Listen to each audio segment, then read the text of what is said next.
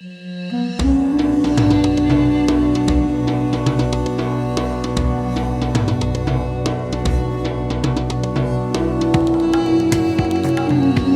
go to Ron Bousso, Reuters energy columnist based in London. Ron, your thoughts on where we are this Monday morning? I mean, my sense about the Israeli bombing of Beirut over the weekend, which seemed to trigger this event of Iran attacking Israel, Israel retaliating to Iran. And I mean, there's a sequence, where do you put your flag in the ground to be the first trigger? But ultimately, the violation of what was agreed last week, attacking Beirut. I saw that as somewhat good news because it signaled that Israel were trying to sabotage U.S. What would appear like U.S. must be pretty close to a deal with Iran if Israel are doing such an obvious sabotage. Your thoughts on where we are this Monday morning?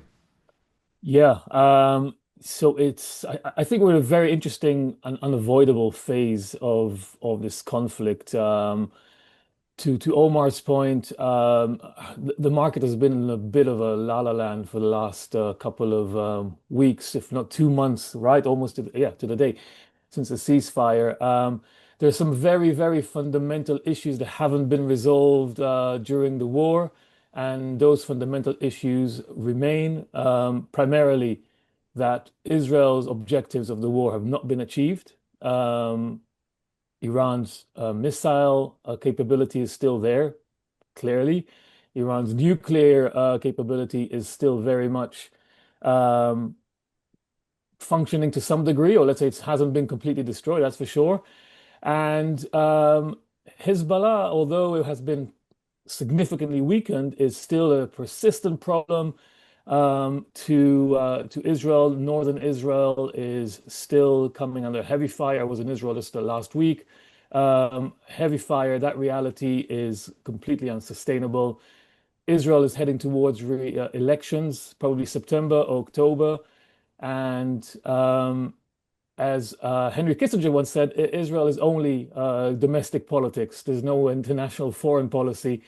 And for Bibi Netanyahu, he can't be seen as bowing to Trump's pressure. He can't be seen as agreeing to not to retaliate like Itzhak Shamir did in the 1991 war. He has to be seen as the hard, strong man with a hard response. What was interesting last week, I mean, amongst a list of things, ultimately, what eventually popped the bubble a little bit in equities was not the oil price or the outlook for the war. It was the fact that America created so many jobs in the job report, way beyond expectations, that the outlook for interest rates were signaling rising.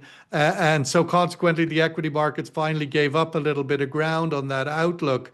What are your own thoughts? I mean, in that sense, you would say, like you were mentioning, Netanyahu has his own domestic pressures. Does Trump have pressures? I mean, it seems he's sitting on a fairly robust economy. You keep hearing that he's under I pressure, think but it's hard to see what that is. Trump had a bit of a tantrum last week after he saw the equity markets tanking after the very strong jobs report.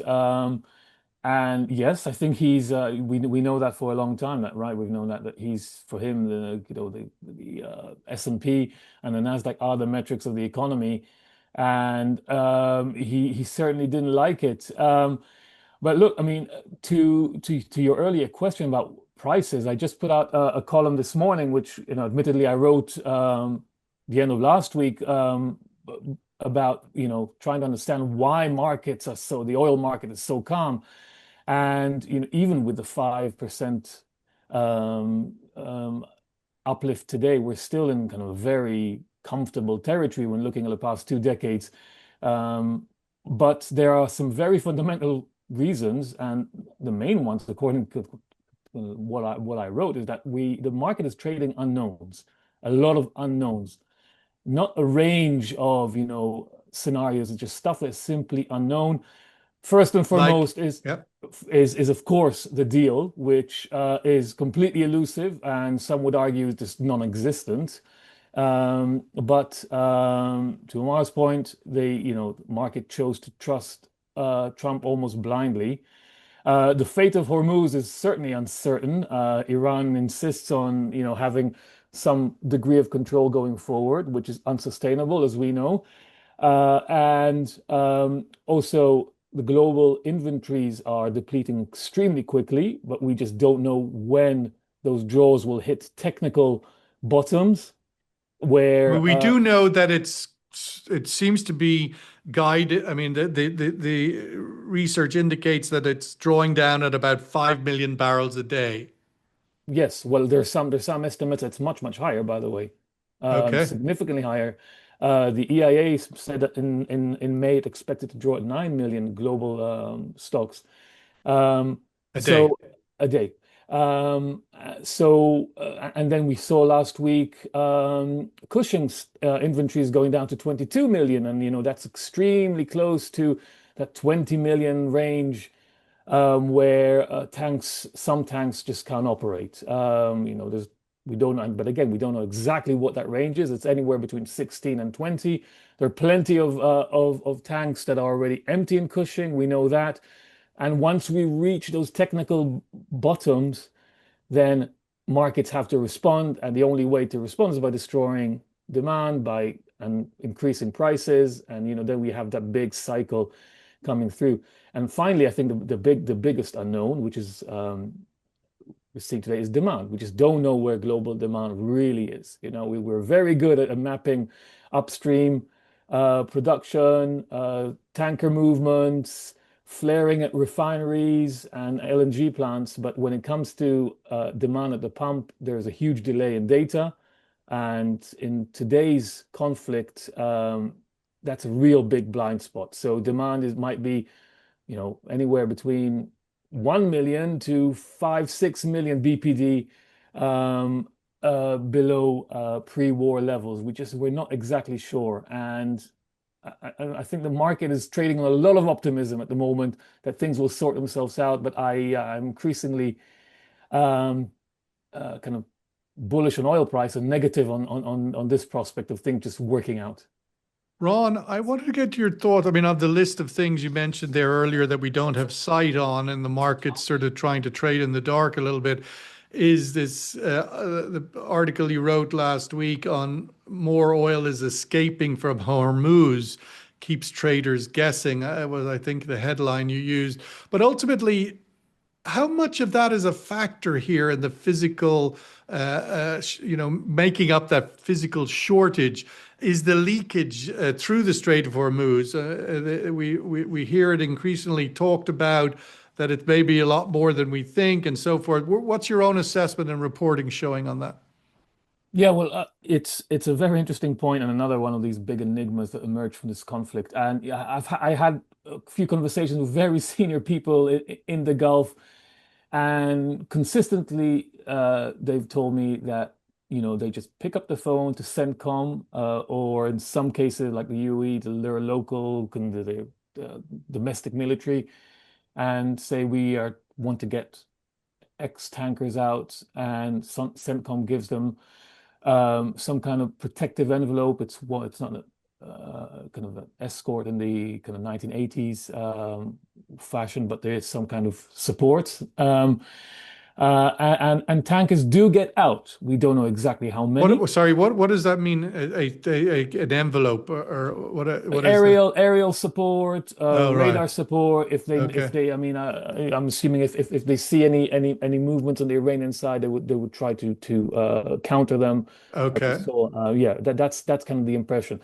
So there's an X number of tankers leaving. There's no doubt about that, and they're leaving in the dark. They turn their AIS off. They turn their radars off, and they do it days before exit, and they turn it back or switch it back on days after exit. If you look, ADNOC has been running this quite extensive STS operation in the Gulf of Oman. Few tankers are just sitting there, the big LR2s sitting there and transferring naphtha. They're doing the same thing in crudes. There are apparently a number of tankers that are shuttling in and out. Um, Kuwait is also doing some stuff, from kind of what I understand, but it's all in the dark.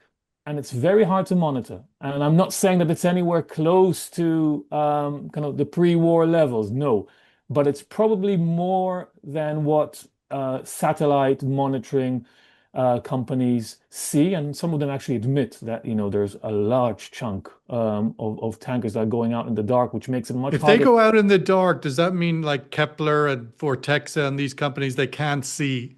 They don't have, they can, They will see them at some point, and then they would adjust it. Yes, I mean, if they don't have any satellite communication, then they kind of go dark and reappear, and then the systems will adapt and reflect that in the balances. That's the nature, I just suppose like when you this. add all those pieces together, the sort of drawdown of inventories globally, the sneaking and leaking, the pipeline to Yambu, all of you can see why you can make an argument as to why there hasn't been huge stress because the shortage ends up being maybe only 3 or 4 million barrels. And perhaps that's demand destruction, and so somewhere there is a balance. But I we, just wanted to yep, add one thing, and I mean, interested in Omar's opinion. When we yep. say the market is not in a right kind of price range, one thing that always bothers me, you do have active physical players that are also in the Brent market, right? I mean, if Total Energies is trading, they know they have high visibility and they still sell and buy based on this oil price. So they do know something. It's not completely kind of speculative. It's actually so companies and traders that are very physical in the physical market, they also trade these prices, which also kind of makes me always a bit more wary, even though I still think that we're firmly in a very hopeful mindset when it comes to oil prices.